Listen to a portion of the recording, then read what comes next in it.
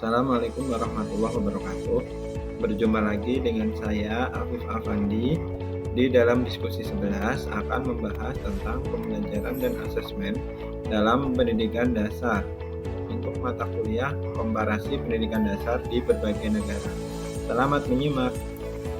Dalam diskusi ini kita akan membahas terkait dengan soal pertanyaan pertama, yakni tentang analisis sistem pembelajaran sekolah dasar, di mana dari 10 model pembelajaran terpadu, kita akan membahas model mana yang paling relevan dengan kurikulum yang diterapkan di Indonesia saat ini.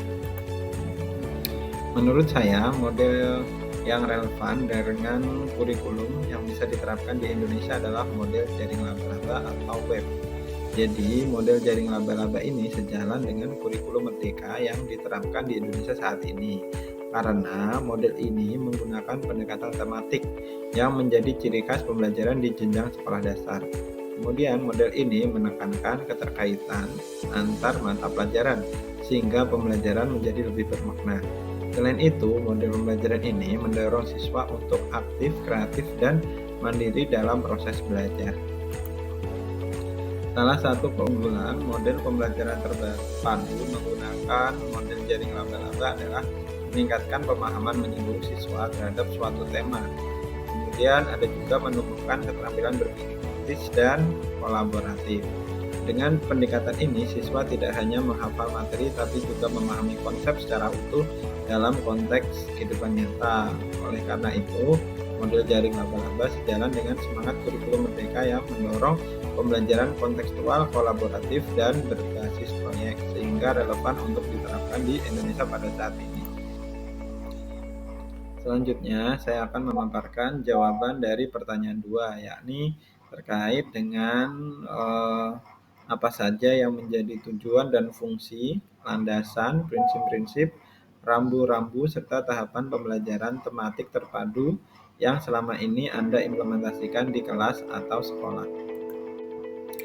Tujuan dan fungsi pembelajaran tematik terpadu yang saya implementasikan di sekolah yakni yang pertama, mudah memusatkan perhatian pada satu tema atau topik tertentu.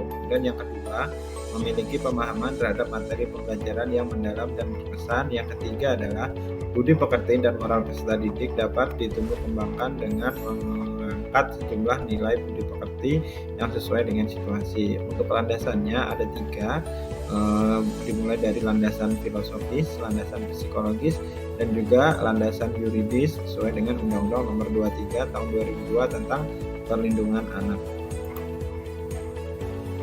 Selanjutnya adalah prinsip pembelajaran tematik terpadu. Yang pertama, tema disesuaikan dengan tingkat perkembangan peserta didik. Kemudian tema dipilih sesuai dengan kurikulum yang berlaku, dan tema dipilih sesuai dengan ketersediaan sumber belajar. Untuk rambu-rambunya, tidak semua pembelajaran dapat dilakukan, dan tema-tema yang dipilih disesuaikan dengan karakteristik siswa, minat lingkungan, dan daerah setempat.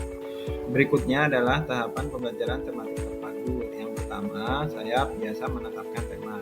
Kemudian setelah itu, saya akan menganalisis SKL, AI, kompetensi inti atau CP. Kemudian saya juga akan menganalisis KD atau kompetensi dasar. Setelah itu, saya membuat pemetaan kompetensi dasar dan juga jaringan indikator. Kemudian setelah itu saya menyusun silabus dan juga RPP tematik terpadu. Pembahasan berikutnya adalah terkait dengan pertanyaan ketiga, yakni buatlah analisa apa yang menjadi perbedaan antara kurikulum tematik terpadu atau kurikulum 2013 dengan kurikulum Merdeka Belajar. Bagaimana implementasi di tempat Anda mengajar? Perbandingan kurikulum 2013 dengan kurikulum Merdeka. Yang pertama dilihat dari aspek pendekatan. Untuk K13, pendekatannya menggunakan tematik antar mata pelajaran. Sementara untuk Kurmer, pendekatannya berdiferensiasi dan juga berbasis proyek. Untuk fokus K13 fokus pada standar kompetensi dan KD. Sementara untuk Kurmer fokusnya ke capaian pembelajaran CP dan juga profil pelajar Pancasila. Kemudian untuk guru di K13, guru bertindak sebagai fasilitator dengan keterkaitan tema. Kemudian untuk Kurmer, guru lebih bebas merancang sesuai kebutuhan siswa. Untuk materi, K13 terintegrasi dalam satu tema, sedangkan Kurmer fleksibel dan bisa mendalam dalam satu materi. implementasi kurikulum 2013 dan juga kurikulum merdeka di SDN Cakung Timur 06, Jakarta Timur. Untuk di SDN Cakung Timur 06, K13 digunakan di kelas 3 dan 6 dengan pendekatan tematik.